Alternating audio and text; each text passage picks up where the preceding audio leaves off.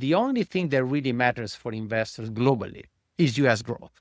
When you look at the ratio between growth and inflation is what really drives markets. So inflation remains sticky, growth is going to be a little bit weaker. I think realistically, 5 years ago, the US was the obvious place. It's still the best place, yes. It's not as obvious as before. And that obviously has an impact on the premium that US assets are going to have. The twin deficit is a measure of how kind of sustainable the economic conditions are. And when I see that the US, of all the countries in EM and DM, is basically the worst, if, let's say, I'm in Europe, I invest 60% in equities. Basically, what happened is that 25% of my wealth is in 10 tech stocks based in the US. What most investors probably would disagree with me that as an investors, now is the time to shift into bonds. Hi, Luca. Thank you very much for joining us on Excess Returns. Hi, Justin. You and your team at Pictet Asset Management put out a pretty comprehensive 2025 secular outlook earlier in the year. And it sort of is like a roadmap of how you guys are viewing the markets and economies and how they are evolving this year and in the coming years. And we're going to work through a lot of these major points that you and your team highlighted. And I think it's going to be important as we try to think about where markets and economies are headed and how investors should be thinking about their allocations and their portfolios.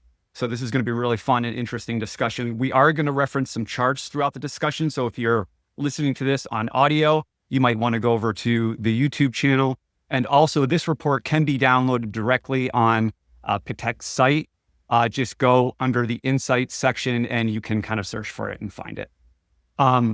Okay, before we get into, I think maybe the macro or micro points here, let's start with how you guys started out the report. So in your mind, or can you explain to our audience what defines this new era of the Great Convergence, which was the title of the piece, and how do you compare it to past periods, for example, the Great Moderation or the Age of Uncertainty? These were periods that you guys came up with where you defined different markets and regimes.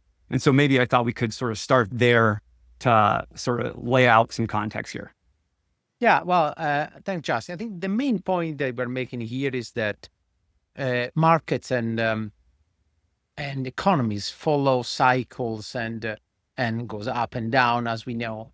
But there are some features that tend to persist for decades. Sometimes, obviously, from time to time, they change. So the Great Moderation was all about the decline in inflation, pretty much, and we know it was one of the best time for investors. Big decline in inflation, big increase in valuation. You have the internet boom. You have obviously China also joining the global economy. It was a fantastic time for investors. Then you had the age of uncertainty that started, in our view, after the global financial crisis. Then you had a series of geopolitical and political shocks, the euro debt crisis. You had, obviously Brexit, you have COVID, the war in Ukraine. And this was a phase where, again, the market was up, but much, much more volatile, less directional. It was pretty much dominated by two things. First, the US exceptionalism. So US assets doing exceptionally well, the US economy doing much better than everybody else, especially after the global financial crisis. And from a financial point of view, was quantitative easing, effectively, right? Interest rates stuck at zero. That obviously helped risky assets to outperform. We think that this phase is also kind of over. And it's over because some of the kind of US exceptionalism ones, but also interest rates are changing. So interest rates are now, for the first time in 2 decades, back to, we call it neutral levels, if you want. So the era of zero interest rates and is pretty much over. And we also think that the era where the US can effectively is the only place where you want to put your money in is over. And it's not just because US is going the wrong direction, but also because when you look over the past decades, Europe, Japan, and China scored basically own goals in terms of policies. So it's not just the US is getting worse, if you want, is more than the rest of the world is kind of waking up a little bit. It's not, again, a complete reversal, but again, we go into a new period where we call it the Great Convergence, where the US is not as dominant as before. There is catch up from other regions, and also asset return will be more convergent. That's the main story of our secular outlook. So you outlined 5 key secular trends in this paper, and we're going to walk through each of those. The first one is the title of it was A Global Economy That Will Struggle to Outrun Debt and Tariffs. So let's kind of work through that. What do you think the impact of just rising debt globally will have on economic growth, the impact it will have on economic growth and inflation? Well, again, the two most important trends is the one that you mentioned. One is tariffs, which in a way is protectionism, and debt. And I have to say that on both counts, the US is where I think you will feel the impact, the biggest impact. We can start with debt. When we look at the global debt, is basically exploding, right? But it's interesting because in some countries, Europe is interesting because European debt GDP ratio is actually, especially in Germany, lower than it was pre-COVID. In the US has exploded. Now, when we look at debt, we have to think about one thing. Debt is effectively the government stimulating an economy well above potential. And that's exactly what happened in the US. And, I'm Italian and I know what it is when you print a lot of money, you think you're great, and you say, well, debt will go away. It won't go away. And I think it's important to highlight that this is especially an issue for the US, less in Europe and in other regions. So this increase in debt inevitably bring on one side much higher interest costs. And also, if you don't do anything about it, at some point down the line, investor will ask basically for higher interest rates. And so we have basically basically two options here. You can forget about that. You have higher inflation, and that will kill your currency, by the way. Or you have to do some austerity. Austerity means lower growth. So there is no way around it. I think you can kick the can down the road for a little bit, but I think in the long term, even in the medium term, that's going to have a negative impact on growth. And I think investors are completely, in a way, complacent about that risk. So I think, look, the increase in debt is an issue. It's not something that I think in the short term will be incredibly damaging in the short term, but will erode, especially in the US, this kind of exceptionalism, which I think we have been living through in the past decades. So that's about, I think, that. You mentioned just in tariffs. Now, it's incredibly difficult to do a secular outlook on tariffs and trade wars where, honestly, we don't know what the end game will be. The only end game that I can see here is that tariffs will be slightly higher across the globe. Tariffs are taxes. Let's be very clear on this. It's a tax. We don't know who's going to pay this tax. Could be, the exporter, could be the consumer, could be someone else. But the reality is that this is a tax. So there is no other way to look at this. So higher taxes means lower growth. And it's very also important to highlight that this kind of trade war you are experiencing is we are in a completely different environment than we were, let's say, 10 or 20 years ago, when there was this idea that the world is going into a period of globalization. Now, globalization not fully reversed. But again, if it doesn't if the trade tensions continue to remain at this level, that means that it's very difficult to invest for companies. How can you invest if you don't know what you will pay for your input costs, for example? So I think all these for us point to a situation where, especially as not only growth will be relatively weak, investment will be probably pretty much will be weak as well. And so the end game of the trade war would be, to me, inevitably, the US will have to consume less, Germany and China will have to consume more, and this will, in a way, bring the growth rates of most regions more aligned. And I think there is no other way I think we can get out of all this. Just curious on the debt to GDP point you made. a lot of people argue in favor of the U.S. and say basically the U.S. is the best house in a bad neighborhood, and that everybody has these debt problems. But you pointed out Germany as an example of someone who's maybe back to where they were pre-COVID in terms of debt to GDP. How does the rest of Europe look? Like, is there any argument that the U.S. can make that we are like the best house in a bad neighborhood and that everybody else has this problem too? Well, first of all, Jack, let me say one thing just to be very clear. The US is still the best place to do business. This is not going to change. And what is different, though, when we look over 5 years, what is critical is the business cycle, where we are in the business cycle.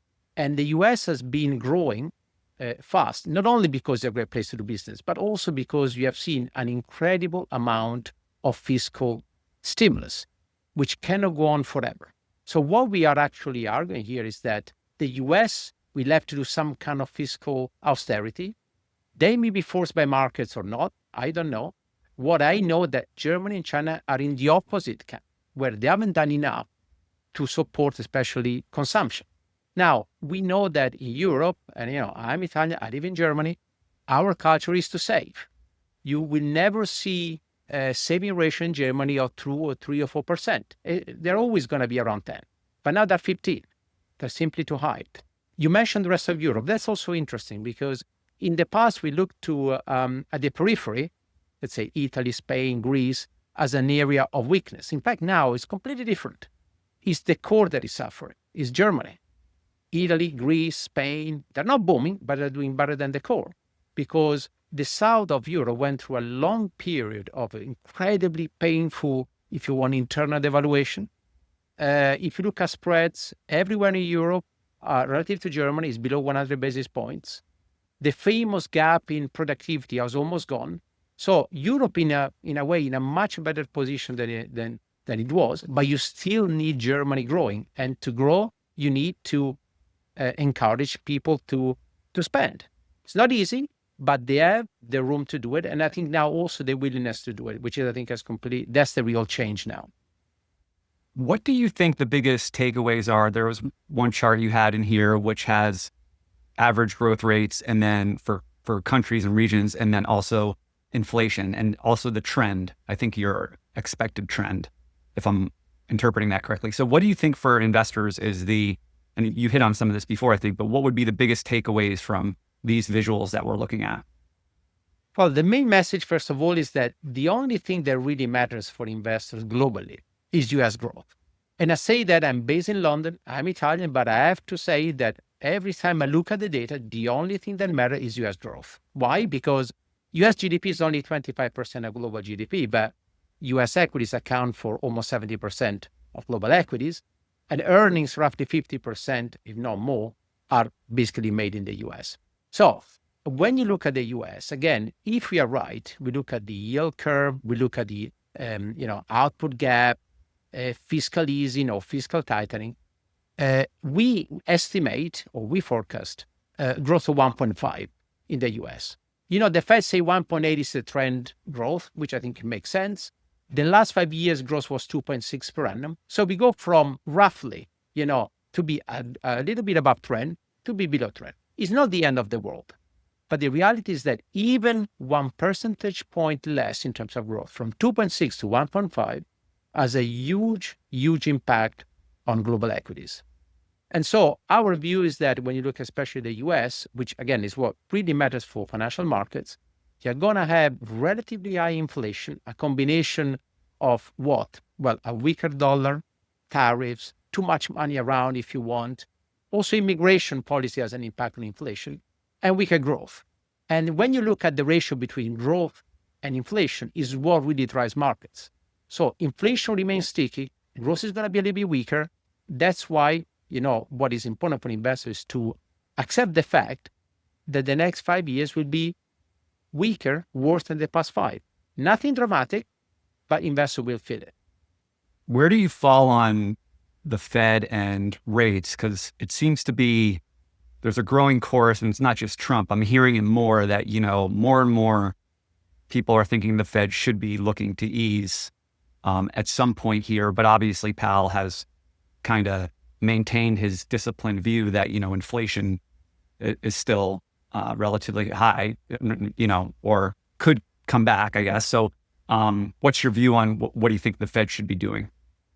First of all, let me say that in our industry we have this obsession with central banks, what the Fed does, what the Fed thinks. The Fed does, or the action of the Fed are driven by economy, what the economy is doing. And unless you are politically motivated, Powell is not. When you look at the US economy, you still have an economy that is growing above trend. You still a labor market that, is still solid. You have, a fiscal deficit of almost 7%. There is no obvious reason to cut rates here, to be honest with you. Now, you may say, well, the Fed is forced to cut rates because the market is expecting. It's a dangerous game. The Fed have to look at the data, and I wouldn't cut rates right now. And I think it's important to highlight that with all this discussion, and we also expect, U.S. growth to be weaker, but you have to wait. You want to wait before you see real weakening in the U.S., and then maybe you can cut rates faster. But cutting in anticipation of a potential weakness after making, let's call it mistake, in the past, allowing inflation to go where it went in 2022. The Fed has to be very, very pragmatic, and it's not the time now to cut rates. I think they will when GDP growth will fall well below trend. But for now, U.S. economy is doing relatively well. And, over the long term, we expect, the Fed rate to be around 3%, which is well below what the market expects. But that's for the next 5 years. As of now, I don't think there is an obvious case for the Fed to rush to cut rates. And I think they're doing the right thing. The second trend you referenced in the paper is one you've alluded to before here, which is that U.S. assets are exceptional no more. And you noted 3 drivers, which I wanted to talk about here. One is tech leadership, one is energy independence, and one is financial market superiority as to things that could be reversing that trend of exceptionalism. So can you talk about those and why you think they're important? Yes. Jack, it's important to highlight here is that we don't expect the U.S. exceptionalism to completely reverse. What we are saying here is that what the market is pricing in is a continuation of this US exceptionalism when actually the 3 factors that you mentioned are actually going to be weaker. And I can go one by one. When you look at the technological innovation, there is, again, no question the US is leading. But the DeepSeek kind of moment shows one thing, that AI is becoming, and again, tech is not just AI, but it's becoming commoditized. And by the way, we are obsessed with technology, AI, and I think it's interesting because I was looking at a chart today, and I was surprised that Walmart trades at a much higher multiple than Amazon. So, when we talk about tech, everything is tech now. It's how you incorporate tech into your business, into your operation that makes all the difference, right? So there is no question, US is still leading, but at the margin, this lead is at least challenged by China, and not only. So I think that, until maybe a year ago or 2 years ago, it was obvious. It was all about the US. Now I think it's less obvious. Second point is on, and without mentioning, by the way, other part of tech, let's say clean tech. The US is actually well behind China, probably also behind Europe. So it's not just tech, chips, and all this kind of thing. It's more complex. Energy. The US, and that's also something that we don't really talk too much about it. And obviously, you're based in the US. The US 20 years ago was a massive importer of oil, of energy, if you want. Now is an exporter of oil, of energy. It's a huge geopolitical advantage, huge improvement in the terms of trade. It's a huge gain. Europe has done the opposite, right? And we saw obviously the impact with the war in Ukraine. Now, and I'm not kind of doing any forecast. I'm just looking at what the consensus forecasts are for US shale oil, for example. The peak is going to be in the next couple of years. And even if you forget that, the big increase in renewables that we see pretty much across the globe, renewables are effectively domestic. Europe is the big kind of, Europe and China as well, you are the beneficiaries of this trend. Even in the UK, on a good sunny day, still possible to have good sunny day, windy day, 100% of the energy demand is met by renewables. So domestically sourced. So that's an advantage the US still has, but is not as dominant, as critical as it used to be. Again, US still has an edge, but not as much as before. Capital markets, that's in a way, it's obvious, is the dollar, is now, until recently, the only not the only, but the safe way to invest your money was you invest passively in the S&P if you want. And it's not what we tell investors to do, but there was actually a winning strategy, right? But now you have probably, I would say, a political premium, or not premium, there is a political risk in the US if you want. And you see that with tariffs, you've seen a lot of things. You see capital outflows from the US because, also this kind of discussion about taxing, foreigners, they want to invest in the US. A lot of this is just politics. But, when you have to decide where you want to put your money in, I think realistically, 5 years ago, the US was the obvious place. It's still the best place, yes. It's not as obvious as before. And that obviously has an impact on the premium that US assets are going to have. So we think that, again, the US is still the financial place of the top financial place. People will still want to invest in the US. But again, the advantage is not as obvious as it was before. And the weaker dollar, by the way, is an expression of that. The currency is always a barometer, if you want, of how you do. And a weaker dollar is a sign that, in a way, the confidence on the US economy, US, if you want, institution, or you want to call it, is not as strong as before.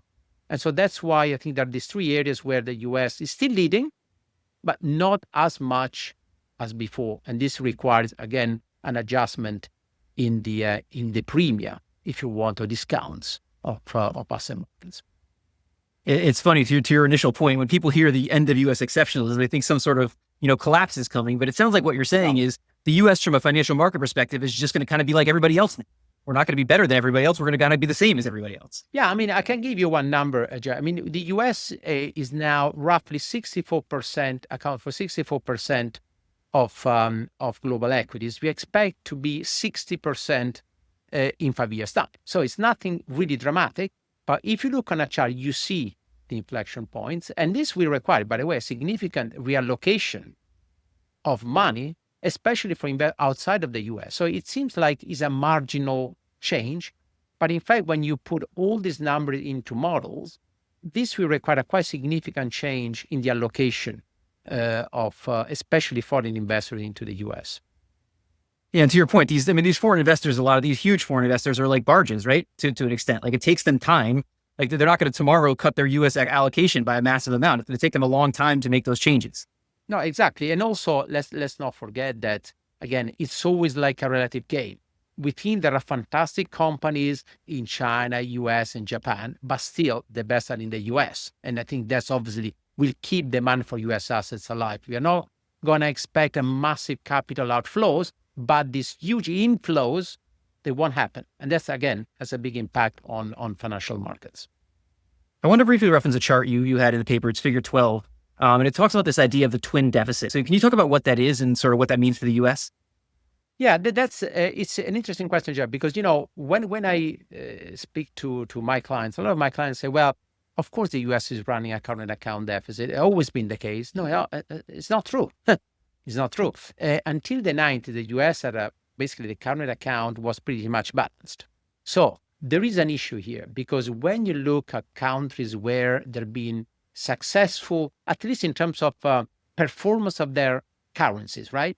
Look at Switzerland. In fact, we say, even if I work for a Swiss company, but the reality is that Switzerland is the typical case where you have all you need to have for a currency to be strong.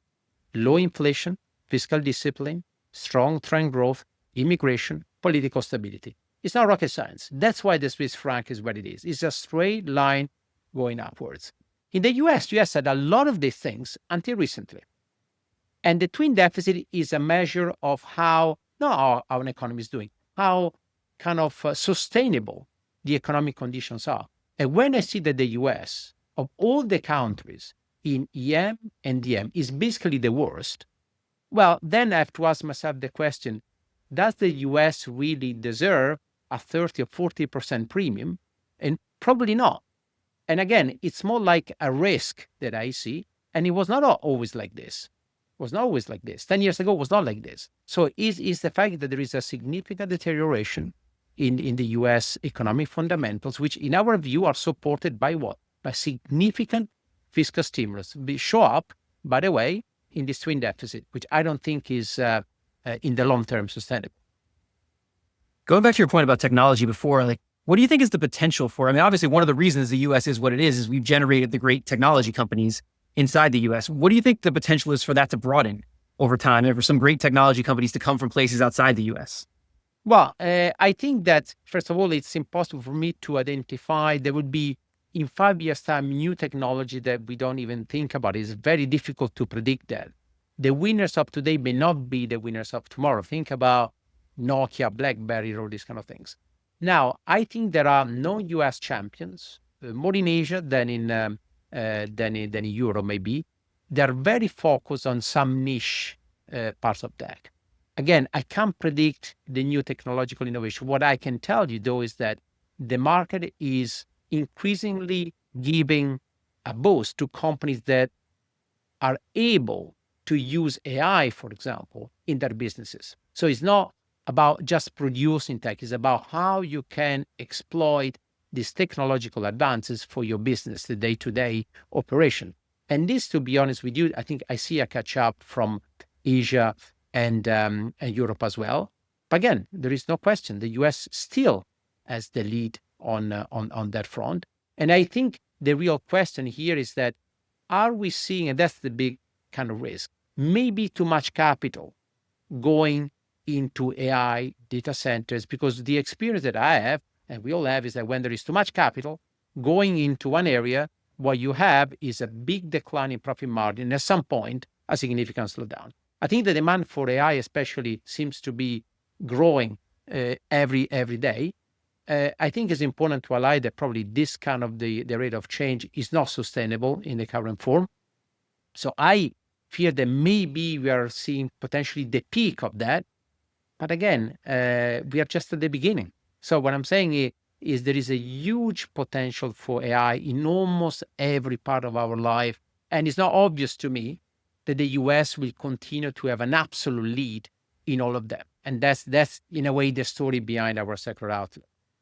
And you touched on AI in the paper, and you know, a lot of the things in the paper would suggest lower asset returns over time. But what a lot of people would say, and you touched on this in the paper, is the idea that the flip side of that coin is AI. And AI may boost economic growth, and AI may be something that's a positive across all these things. Like, how do you think about AI from an overall economic perspective and what it will mean for economic growth in the world?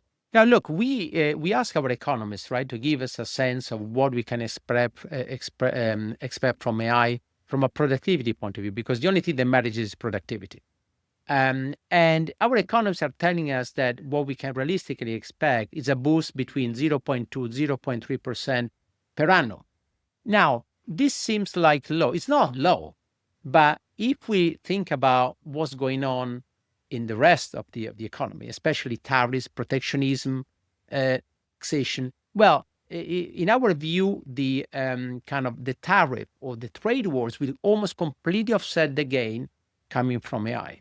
So AI in isolation is significant. In fact, we tried to estimate what would be the impact on equities, on the equity risk premium in particular, if AI boosts GDP by 0.5% per annum, which I think is a lot of economists expect these numbers to be more or less right?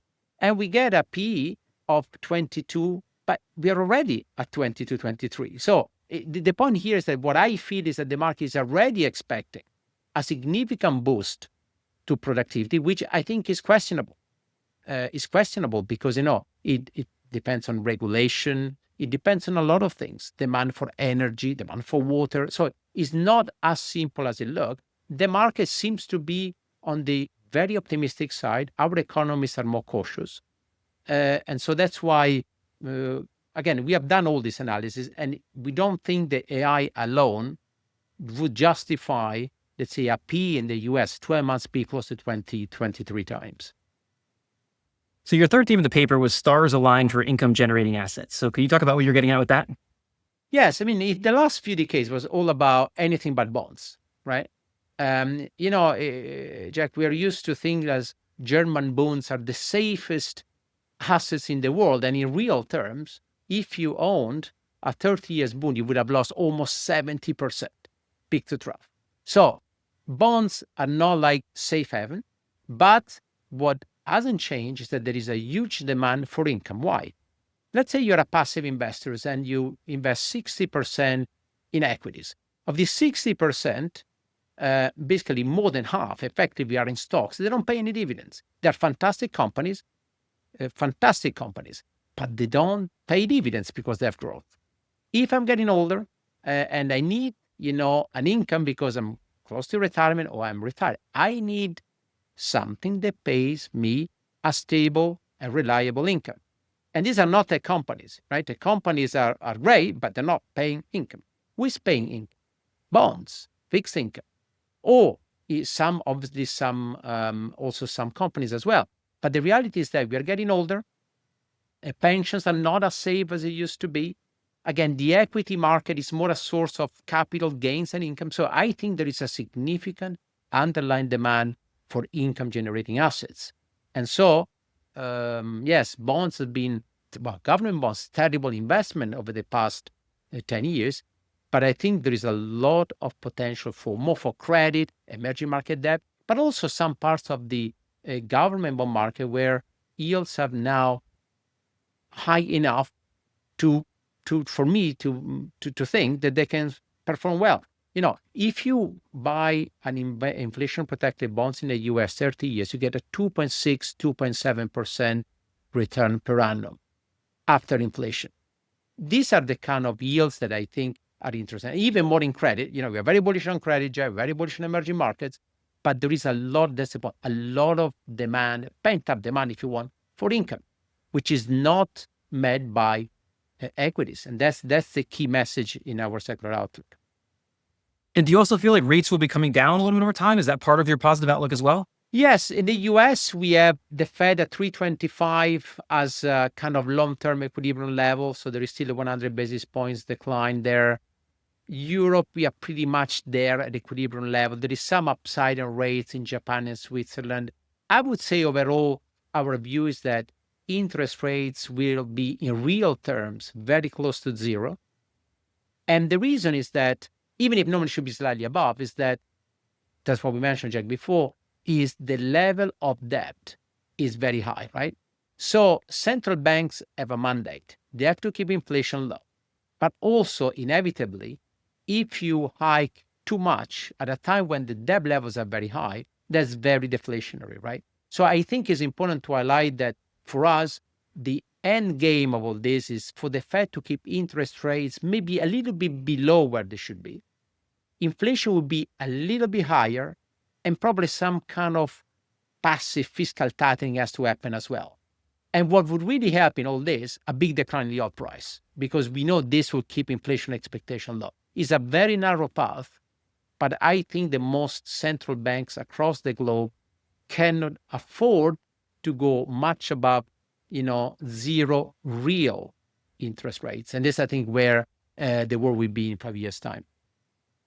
And you referenced this a minute ago, but it seems like you're the most bullish on credit. So can you explain why that is?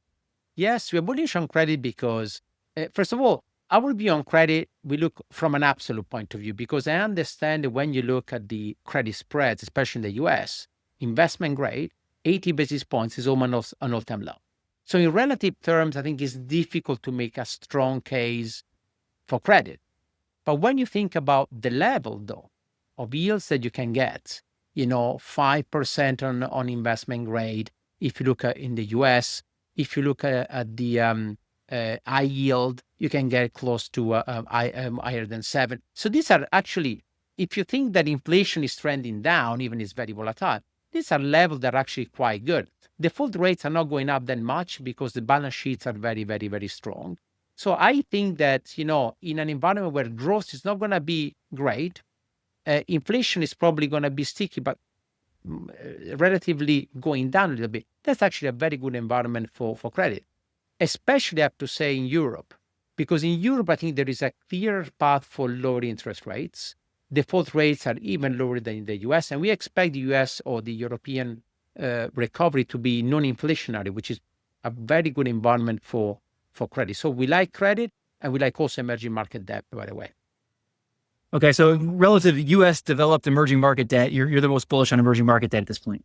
Yes, because, think about emerging market debt. What are the two key drivers of emerging market debt? One is the valuation, currency valuation, which is very cheap on almost any measure. You may say, Jack, yeah, but you told me the same story 5 or 10 years ago and we know what happened. But something is changing, and it is the dollar. You have a combination of very high real interest rate. Think about Brazil, 15% nominal, 10% real. You have a decline in inflation in emerging markets. You have decent growth, and you have, and I think, again, also important, according to our economy, a significant growth gap in favor of EM. So it's not just valuation, it's growth, inflation, interest rate, valuation. And yes, we know that, emerging markets are vulnerable. It's always the case. But I do believe that there are so many factors in favor of EM that now is really, I think we are expecting a very solid performance, especially in Latin America, where you have much higher interest rates, while on the equity side, we prefer Asian equities. This next one's interesting because I always like a good contrarian take, and you got one here because it seems like in the media all the time, everybody's talking about way too much money is coming into private assets and returns are going to be muted in the future. They're not a good place to be, but you're actually pretty positive on private assets. Your theme was the enduring appeal of private assets. So can you talk about that a little bit? We have to be very honest, Jack, on this. I think when you look at private equity, especially, private equities, the business of private equity is to borrow on the cheap and buy aggressively, right, at a good price. Now it's very difficult to say that you don't borrow on the cheap, and also the assets you can buy, the quality, if you want, is probably less, right? So the environment for private equity is definitely much, much more challenging than it was 10 years ago. But again, in an environment where we expect public equity to deliver 5 or 6% return, I think that, there would be still a lot of demand for alpha, for to add to get something more than 5. And I think private equity, should deliver a little bit more, not much more, by the way. So the liquidity premium is not going to go back to the level of 20 years ago. And also, and that's very important, you need to get the selection right. The manager is going to be critical because, when we look at private equity, we look at an average, but the average is very distorting in a way because there is a massive gap between the top performer and the one at the bottom. I do believe, though, that there are opportunities. Valuation, in a way, is not as bad because, as you mentioned, public equities have been doing much better than private equities actually in the last few years. So I think there is some kind of valuation boost from that. And also, that's probably something that can change a lot of things, a significant potentially acceleration in retail investors in the asset class. So I think that's enough for us to generate an outperformance.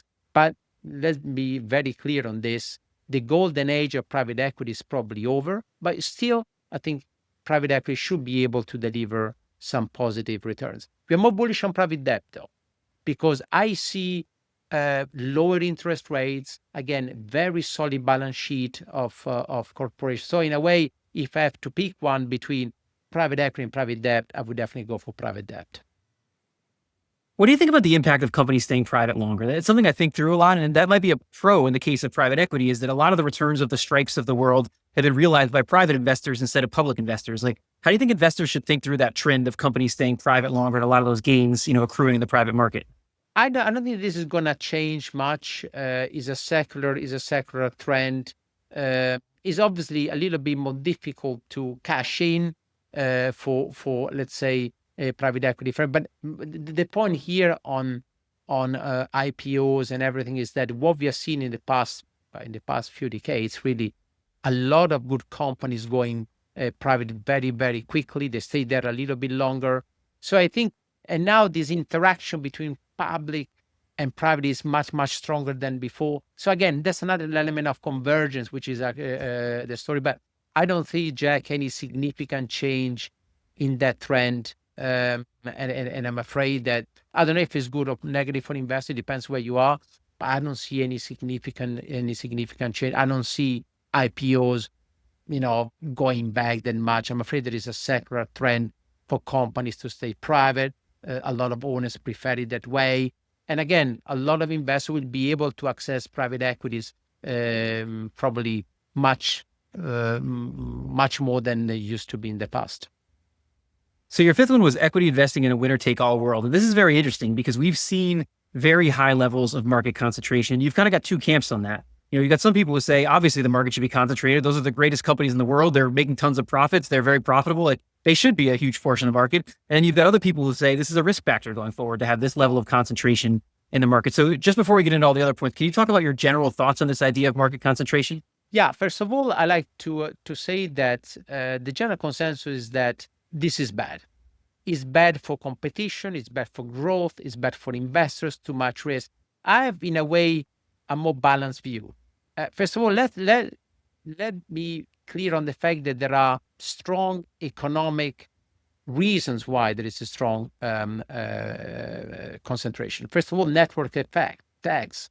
Obviously, the tax element tends to go into this kind of natural monopoly kind of things.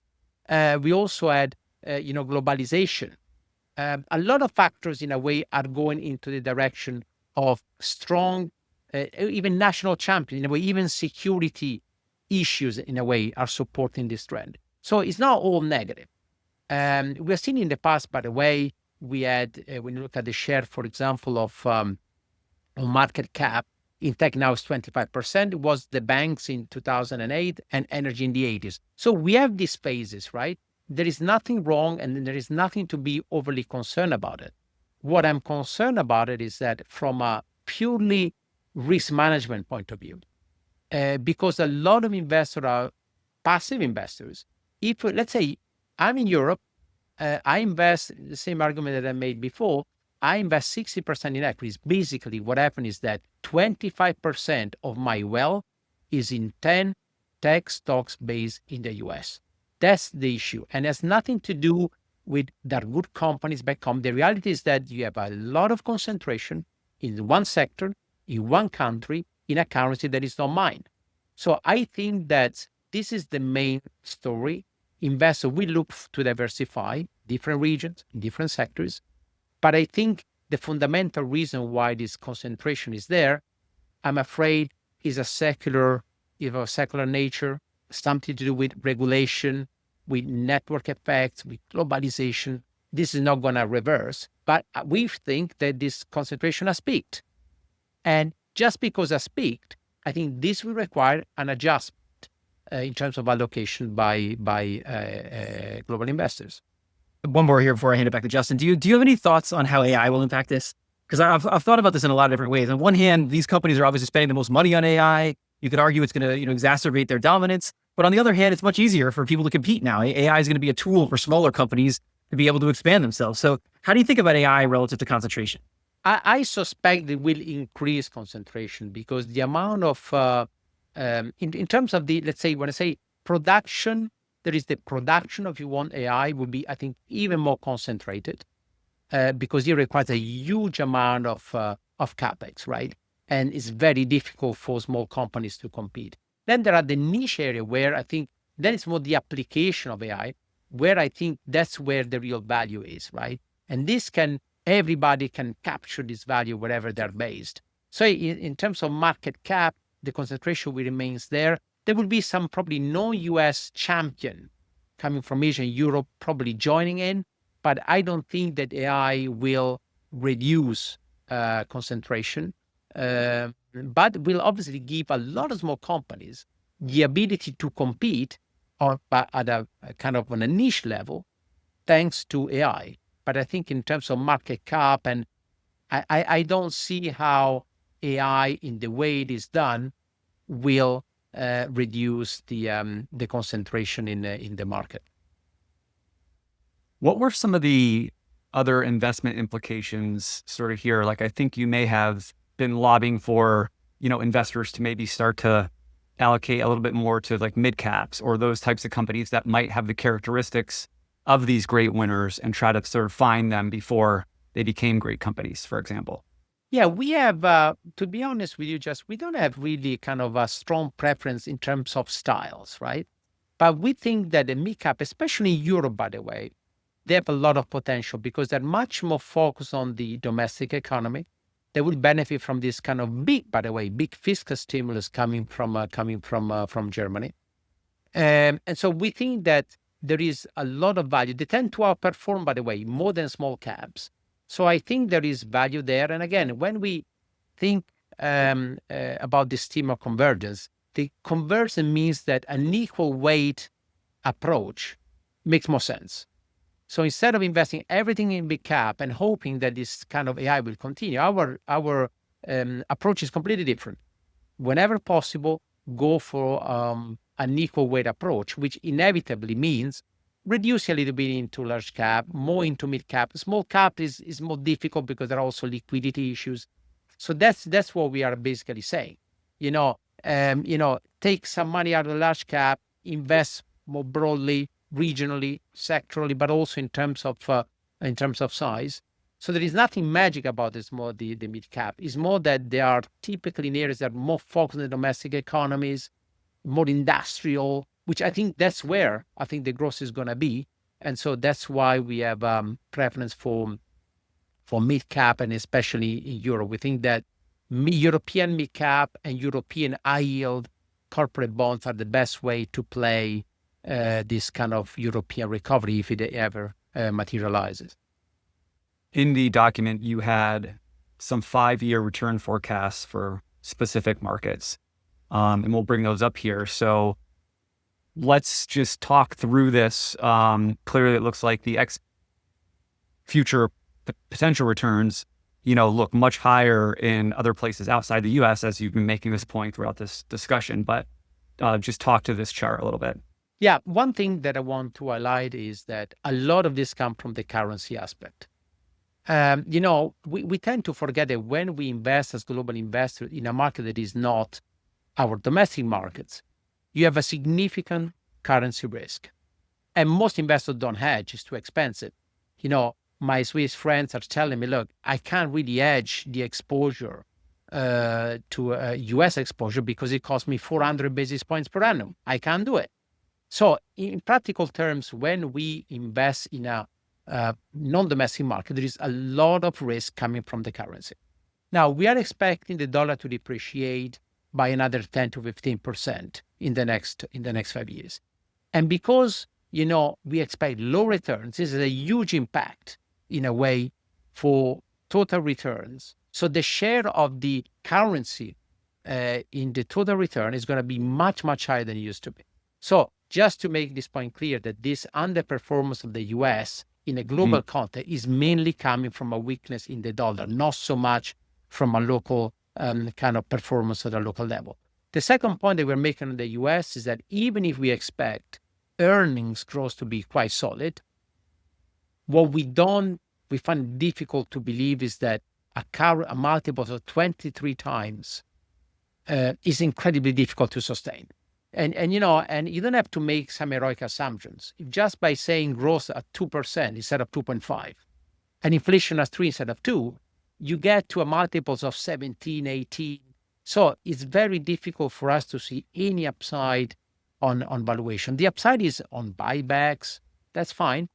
But that's why, we do all our analysis, in blocks, dividend yields, earnings growth, PE multiples, and the dollar. And it's difficult to get to a number which is more than 4 and 5%, which, by the way, is not incredibly bad. We got used to have 15, 20% per annum, but that's not normal. Over the past 100 years, if you invest in the US, the real return on equity has been 5% 5 to 7. So it's not like 20%. We have to accept the fact that we are going to go to a period of weaker growth.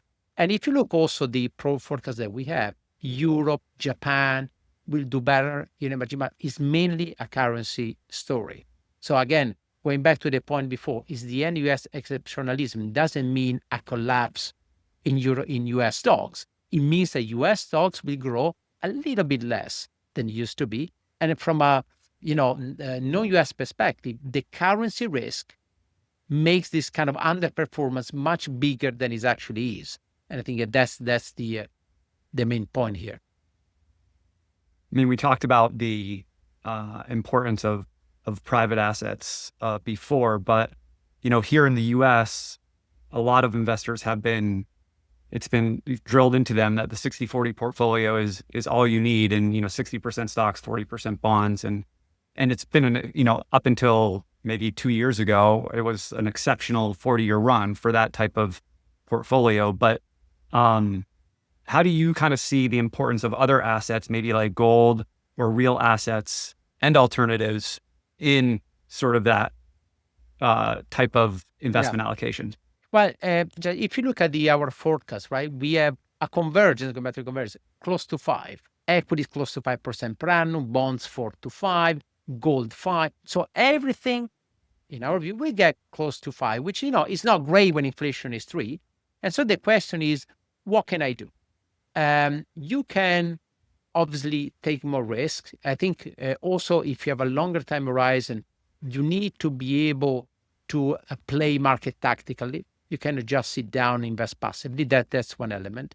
You have to manage your currency risk very, very, very well. But also another way to do it is that if everything is 5, let's say, extreme situation, the most logical things to do is not to go for a 60-40, because you increase the risk, correlation risk and idiosyncratic risk. You have to split your portfolio in more parts, more equal weight if you want.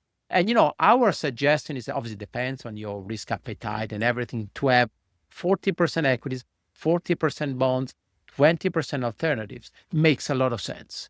But of course, if you are 20 years old and your base, you don't want to have 40% in equities. But I think the idea is to have, a portfolio which is split across region, asset classes. So at least you get a diversification. And then you get a few asset classes where I think will do very well. Emerging market debt is one. You mentioned gold. You may not know, but I can tell you is that we have been overweight gold since 2012 when I joined Pictet. And all the fundamental story is pretty much there, right? Relatively high inflation. You have, budget deficit going through the roof, geopolitical risk. Obviously, gold, there is no problem on supply. All this will continue. But to be honest with you, you look at the performance of gold over 1 year, 5 years, 10 years, it's been the best performing asset class. I think that even there, some kind of deceleration is inevitable. But, and that's the point on gold, is gold, doesn't matter what the price is, you need to have some of your wealth, of your saving in gold, 5 to 10%, irrespective of valuation. And that's our view. But we are actually reducing our gold position in our portfolio because we think that, in a way, gold is now it's kind of expensive, price has gone up. But I do believe that, again, the best thing to do in an environment where there is a lot of convergence is to have more asset classes, be well diversified, and play different markets more tactically. And private assets, gold, hedge funds as well, fit into this picture. Has the firm considered adding any small amount of crypto or Bitcoin assets, or at least thought about it? And where do you kind of fall on that? We have been traditionally very skeptical of cryptocurrency because we don't really see the obvious, I would say, philosophical case for cryptocurrency. But, we have to be humble. And I respect market. I see what the market is doing. I know that especially in the US, I've seen some polls where 25% of the adult population owns cryptocurrency in one way or another. In Europe, is much less. So the reality is that, crypto now has reached probably escape velocity. It's too late to regulate this market in a way that is, against kind of Bitcoin, if you want. Apart from the current administration, is very pro crypto. But when you have such a big investment base, it's difficult, again, to kill this market. You can't do it. Also, and again, I look at the market, Bitcoin has been incredibly resilient. It went through a lot of shock, and Bitcoin has shown standing powers here. So I think, look, I can't blame anyone if they want to invest 2-3% of their portfolio in crypto, maybe as a passive kind of investment. I can't blame them. I personally don't do it, but I can see why that there is a logic. The market is telling you that you should do it. There is an administration behind all this. So I think the case for crypto in a way now is much, much stronger than it used to be for a very simple reason, because it's now becoming mainstream. So, and we have to accept that. We have two standard closing questions, but before we get there, I'm curious, did you happen to see or hear about the CEO of Robinhood's keynote he gave with bringing Robinhood to Europe and the tokenization of stocks? Is any of this, did you hear about this at all or not? A little bit, but I can tell you one thing, Justin, that tokenization, actually we mentioned it in our outlook, is the big thing in finance for the next 5 to 10 years. In the same way that before we have passive investment, we have blockchain, tokenization, the next big thing. I don't know exactly the story you're referring to, but we mentioned tokenization in our outlook, and it's going to be big. It's going to be big for private assets. It's going to be big also for our industry. That's the next big thing. And again, we mentioned that in our sector outlook. Yeah, no, that's great that you mentioned that. So I'll just end it there, but we don't have to get into it too much because you haven't seen it. But if you happen to be interested, take a look at that because it's kind of interesting what they're doing. Right. And it specifically has to do with like the blockchain. That's how they're tokenizing these assets on the Robinhood sort of Blockchain. Thank you, Justin. Yeah, you're welcome. All right. So just in closing here, the first question is, what is the one thing you believe about investing that you think most of your peers would disagree with you with? Currently, I think what most investors probably would disagree with me that as an investors, now is the time to shift into bonds. And history is against me, consensus is against me, but I do believe that there is an opportunity now to move some money from equities into bonds. I see a lot of worried about debt, inflation, and all these kind of things. But my feeling is that we're getting older. An aging society tends to be slow growth, low inflation. So I suspect in a few years' time, we are going to have a very different debate from what we are having now. So that's probably the non-consensus view or that I have. And if you could teach one lesson to your average investor, what would that be? To save every month. I know it sounds a little bit too obvious, but instead of hoping to make 20 or 30% per annum, save every month. And obviously this would help more than anything else. Invest well, but invest something every month if you can, obviously. Luca, thank you very much. This has been a great conversation. I appreciate the balanced sort of view on a lot of things. So thank you. Thank you, Justin. Thank you, Jack. Thanks so much for tuning into this episode. If you found this discussion interesting and valuable, please subscribe on YouTube or your favorite podcast platform, or leave a review or a comment. We appreciate it. No information on this podcast should be construed as investment advice.